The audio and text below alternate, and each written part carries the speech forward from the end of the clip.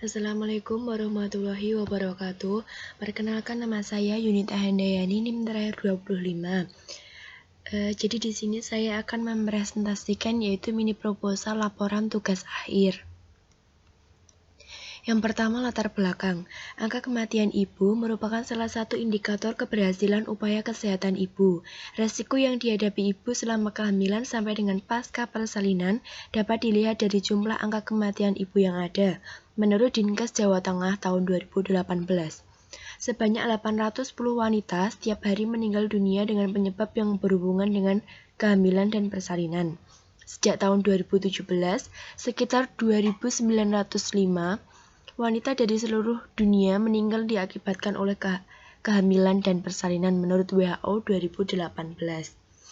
Kematian ibu biasanya terjadi karena kurangnya akses pelayanan kesehatan yang berkualitas, terutama pelayanan kegawat daruratan yang dilatar belakangi oleh terlambat mengenal tanda bahaya dan pengambilan keputusan.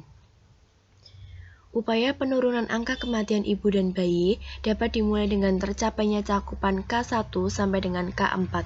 Selain cakupan K1 sampai dengan K4, upaya lain yang dapat dilakukan untuk menekan kematian ibu dan bayi adalah memastikan setiap persalinan dilakukan di fasilitas pelayanan kesehatan dengan bantuan dokter spesialis kebidanan dan kandungan, dokter umum maupun bidan.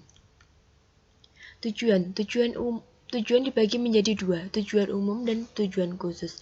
Tujuan umum yaitu penulis mampu mengaplikasikan teori dan praktek ke dalam pengalaman nyata, yaitu melaksanakan asuhan kebidanan dengan menggunakan pendekatan manajemen kebidanan, dengan memberikan asuhan kebidanan pada ibu hamil, bersalin, nifas, dan pelayanan KB, pasca salin, serta BBL yang komprehensif dan berkelanjutan. Tujuan khusus yaitu memberikan asuhan kebidanan pada ibu hamil secara komprehensif dan berkelanjutan, memberikan asuhan kebidanan pada ibu bersalin secara komprehensif, dan memberikan asuhan kebidanan ibu nifas KB dengan komprehensif dan berkelanjutan. Ruang lingkupnya yaitu ada sasaran ibu hamil trimester 3, ibu bersalin, nifas, KB, dan BBL. Tempat yaitu lokasi pengambilan kasus di wilayah kerja klinik bersalin.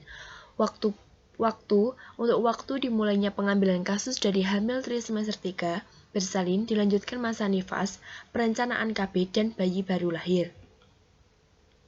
Manfaatnya yaitu penulis dapat mengaplikasikan teori dan praktek pada kasus nyata dalam memberikan asuhan yang komprehensif dan berkelanjutan.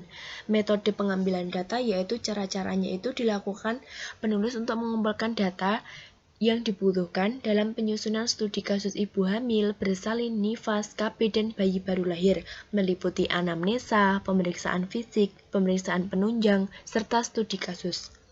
Sistematika penulisan yaitu yang pertama ada bab 1, pendahuluan, bab 2, tinjauan pustaka, bab 3, metode penelitian. Yang pertama yaitu bab selanjutnya yaitu bab 2, tinjauan teori asuhan kebidanan kehamilan trimester 3, meliputi data objektif dan data subjektif. Data subjektif meliputi identitas pasien, alasan datang, keluhan utama, riwayat kesehatan, dan riwayat obstetri. Identitas pasien yaitu meliputi nama, umur, agama. Alasan datang yaitu alasan yang mendasari ibu datang ke pelayanan kesehatan diungkapkan sesuai ungkapan klien. Selanjutnya ada keluhan utama, itu masalah atau kekhawatiran utama yang dikeluhkan ibu. Biasanya pada kehamilan trimester 3 ini yaitu ketidaknyamanan yang dialami pada masa kehamilan, biasanya itu nafas pendek, insomnia, konstipasi, serta sering buang air kecil. Setelah itu ada riwayat kesehatan. Riwayat kesehatan itu meliputi jantung, diabetes, anemia, hepatitis, serta penyakit menular seksual. Setelah itu ada riwayat obstetri. Riwayat obstetri yaitu meliputi riwayat haid, riwayat kehamilan sekarang, riwayat kehamilan terdahulu. Selanjutnya ada data objektif. Data objektif meliputi keadaan umum, tanda-tanda vital, berat badan dan tinggi badan, serta IMT. Yang kedua yaitu analisis. Analisis dibagi menjadi 3, diagnosa kebidanan, masalah, dan diagnosa potensial. Contohnya yaitu seperti ini. Diagnosis kebidanannya, Nyonya X usia antara 20-35 tahun, G kurang dari atau sama dengan 4, P kurang dari atau sama dengan 3, A 0. Umur kehamilan ditulis dalam minggu, janin hidup tunggal, intrauterin, puka atau buki, presentasi kepala, fisiologis. Masalahnya biasanya yaitu konstipasi, kecemasan, dan ketidaktahuan tentang persiapan persalinan. Diagnosis potensial yaitu diagnosis yang kemungkinan bisa terjadi. Penata laksanaannya yaitu memberitahu kondisi ibu dan janinnya, memberikan konseling masalah jika ada dan cara mengatasinya. Yang ketiga yaitu konseling dan pendidikan kesehatan yang sesuai, contohnya nutrisi, body mekanik, tanda bahaya, senam hamil, dan lain sebagainya menurut Widati Ningsih 2017. Yang ketiga yaitu metode penelitian. Metode penelitian dibagi menjadi 3, yaitu rancangan penelitian, subjek penelitian, dan metode pengambilan data dan analisis data. Rancangan penelitian itu menggunakan metode studi kasus yang dilakukan dengan cara meneliti suatu permasalahan melalui suatu kasus yang terdiri dari unit tunggal.